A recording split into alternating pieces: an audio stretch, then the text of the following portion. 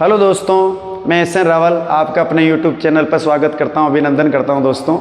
दोस्तों जैसा कि आपको मालूम है, हमारी अनिवार्य हिंदी की क्लासेस चल रही है और वीडियो शुरू करने से पहले एक लाइक और कमेंट जरूर कर दो दोस्तों, ताकि मैं इसी तरह से इसी ऊर्जा के साथ आपके साथ नए नए वीडियो शेयर करता रहूं और आपके लिए क्लासें लाता रहूं दोस्तों। ठीक है दोस्तों, आगे बढ़ते हैं। अपनी कविता चल रही थी कौन सी? पतंग। कौन सी चल रही है दोस्तों? पतंग कविता चल रही है। एक भाग में आपको दे चुका हूं, आज अपना ये दूसरा भाग और तीसरा भाग इसी में शामिल है और आज अपनी कविता कंप्लीट हो जाएगी दोस्तों। तो देखिए दोस्तों, शुरुआत करते हैं। और ये जो चैप्टर है बड़ा इंपॉर्टेंट है। इस वजह से इंपॉर्टेंट है क्योंकि इसके तीनों पैराग्राफ जो हैं वो बोर्ड एग्जाम के अंदर आ चुके हैं। ये जो पैराग्राफ व्याख्यापन कर रहे हैं ये 2 बार व्याख्या में आ चुका है, जबकि पहला वाला जो पैराग्राफ था जिसको कि अपन पढ़ चुके हैं वो भी 2 बार आ चुका है। इस वजह से आप कविता को अच्छी तरह से पढ़ लें। देखिए दोस्तों, बराबर देखिए आप। शुरू करते हैं। जन्म से ही अपने साथ लाते हैं कपास। ये जो लाइन है बड़ी इंपॉर्टेंट है। इस वजह से इंपॉर्टेंट है क्योंकि यहां से क्वेश्चन बनता है और क्वेश्चन ये बनता है कि कवि ने बच्चों के शरीर की तुलना कपास से क्यों की है। ठीक है दोस्तों, क्वेश्चन क्या बनता है कि कवि ने बच्चों के शरीर की तुलना कपास से क्यों की है। तो इसका जवाब है दोस्तों कि जिस प्रकार से कपास क्या होती है, कोमल होती है, मुलायम होती है और सभी प्रकार की जो ऋतुएं होती हैं उन ऋतुओं को सहने में क्या होती है, सक्षम होती है। उसी प्रकार से बच्चों का जो शरीर है, बच्चों का जो शरीर होता है वो भी सभी प्रकार की चोटों को सहने की क्या रखता है, क्षमता रखता है। इसी वजह से कवि ने बच्चों के शरीर की तुलना कैसे की है दोस्तों? कपास से की है। अब आते अपन व्याख्या पर। बात अपन करें, देखो दोस्तों, संदर्भ में आपको कल लिखवा चुका हूं, संदर्भ सेम ही रहता है, संदर्भ में कोई परिवर्तन नहीं होता है। प्रसंग की बात करें तो प्रसंग मैंने इसका चेंज किया है। देखो आप, इस अंश में कवि ने बच्चों के शरीर की तुलना किससे की है?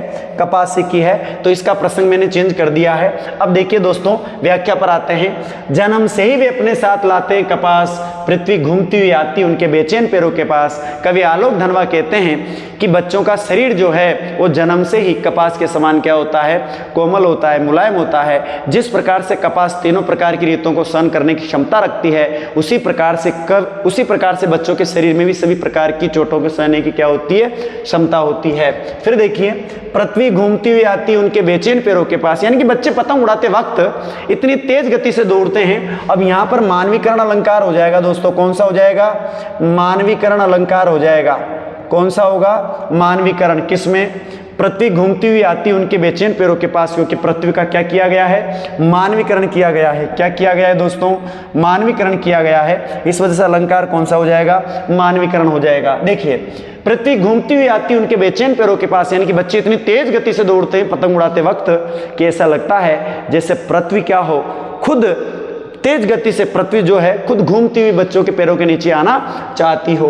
फिर देखिए, जब वे दौड़ते हैं बेसुध छतों को भी नरम बनाते हुए। बेसुध का मतलब होता है बिना होशो आवाज के, यानी कि बच्चे पतंग उड़ाते वक्त इतने तन्मय हो जाते हैं कि उन्हें छतों की कठोरता का भी एहसास नहीं होता। किसका एहसास नहीं होता दोस्तों? छतों की कठोरता का भी एहसास नहीं होता। और क्यों नहीं होता? क्योंकि बच्चों का ध्यान किस पे होता है दोस्तों? अपनी पतंग पर होता है। इस वजह से उन्हें छतों का कठोरता का एहसास नहीं होता है। अच्छा दोस्तों, आगे बढ़ते हैं। दिशाओं को मृदंग की तरह बजाते हुए। अब वैसे मृदंग शब्द का अर्थ क्या होता है? मृदंग शब्द का अर्थ आप वाद्य यंत्र यानी कि ढोलक ले सकते हैं, लेकिन यहाँ पर मृदंग शब्द का अर्थ अपने को लेना है क्या? संगीत। क्या लेना है दोस्तों? संगीत। अब देखिए, बात अपन करते हैं कि जब सारे बच्चे ग्रुप में, समूह में क्या करते हैं, पतंग उड़ाते वक्त एक साथ दौड़ते हैं, तो उनके पैरों से उठने वाली जो आवाज है, ध्वनि है, वो ऐसी सुनाई देती है जैसे कोई मधुर संगीत बज रहा हो दोस्तों। आगे देखिए, बड़ा मजा आ रहा है दोस्तों क्लास में, और मजा आ रहा है तो आप लाइक करें, कमेंट करें दोस्तों। आगे बढ़ते हैं। दिशाओं को मृदंग की तरह बजाते हुए जब वे पेंग भरते हुए चले आते हैं। पेंग का मतलब होता है झूलते हुए।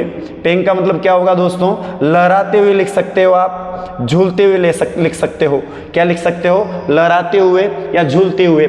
जिस प्रकार से हम बात करते हैं दिशाओं को मृदंग की तरह बजाते हुए जब वे पेंग भरते हुए चले आते हैं, डाल की तरह लचीले वेग से अक्सर छतों के खतरनाक किनारों तक। यानी कि कवि ये कहना चाहता है कि जिस प्रकार से डाल क्या होती है? लचीली होती है, हवा के साथ क्या होती रहती है? लहराती रहती है। उसी तरह से बच्चे भी क्या होते हैं? कभी कभी लहराते हुए क्या करते हैं? पतंग उड़ाते वक्त छतों के खतरनाक किनारों तक पहुंच जाते हैं। ठीक है, देखिए उस समय गिरने से बचाता है उन्हें सिर्फ उनके रोमांचित शरीर का संगीत, और उस समय बच्चे इतने रोमांचित होते हैं, इतने उमंग में होते हैं, और वही रोमांच उन्हें क्या करता है, छतों के खतरनाक किनारों से गिरने से क्या कर लेता है दोस्तों, बचा लिया करता है। पतंगों की धड़कती ऊंचाइयां उन्हें थाम लेती हैं महज एक धागे के सहारे, और ऐसा लगता है कि आसमान में उड़ने वाली जो पतंगे हैं उन पतंगों ने उस धागे के सहारे क्या कर लिया हो, जिस धागे के सहारे पतंगे उड़ती रहती है उसी धागे के सहारे बच्चों को क्या कर लिया हो, थाम लिया हो, पकड़ लिया हो, गिरने से बचा लिया हो। देखिए दोस्तों, ये आपकी व्याख्या हो चुकी है और मैं आपको प्रसंग बता चुका हूँ। आगे बढ़ते हैं दोस्तों, इसमें देखिए व्याख्या मैं आपको करवा चुका हूँ। काव्य सौंदर्य पूर्व वाले बिंदु इसमें लिख दें आप, जो हमने पहले वाले पैराग्राफ में लिखे थे। उसके अलावा अलग से एक बिंदु लिखना चाहे तो आप लिख सकते हो, कवि ने सटीक उपमानों द्वारा सुंदर शब्द चित्र क्या किया है, प्रस्तुत किया है। ये कविता का दूसरा भाग समाप्त होता है दोस्तों। कविता के तीसरे भाग पर आते हैं। देखिए, पतंगों के साथ साथ वे भी उड़ रहे हैं। कवि कहता है कि जितनी ऊंचाइयों पर बच्चों की पतंगे उड़ती रहती है उतनी ऊंची ऊंची कल्पनाएं, उतना ही उत्साह, उतना ही उमंग, उतनी ही उमंग बच्चों के शरीर में होती रहती है, और ऐसा लगता है जैसे उन कल्पनाओं के सहारे, उमंगों के सहारे बच्चे भी पतंगों के साथ साथ क्या कर रहे हो, उड़ रहे हो।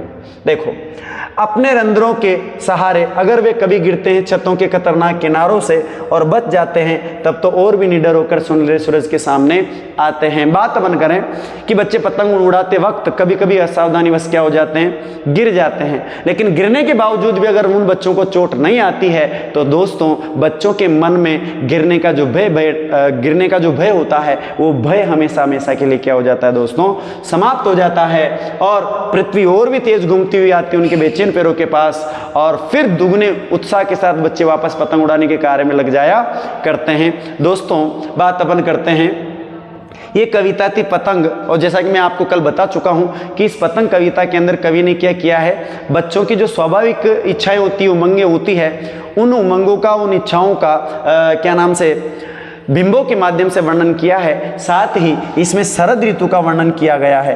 कौन सी ऋतु का वर्णन किया गया है, शरद ऋतु का वर्णन किया गया है, जिसका आगमन किसके बाद होता है दोस्तों, वर्षा ऋतु के बाद होता है। किसके बाद होता है दोस्तों, वर्षा ऋतु के बाद होता है। दोस्तों, इसका संदर्भ सेम ही है, प्रसंग में पूर्व में लिखा चुका हूं और काव्य सौंदर्य भी पूर्व में लिखवा चुका हूं दोस्तों। तो दोस्तों, आज का वीडियो आपको कैसा लगा दोस्तों? वीडियो अगर आपको अच्छा लगा है तो बिल्कुल आप एक कमेंट और लाइक करें दोस्तों। धन्यवाद।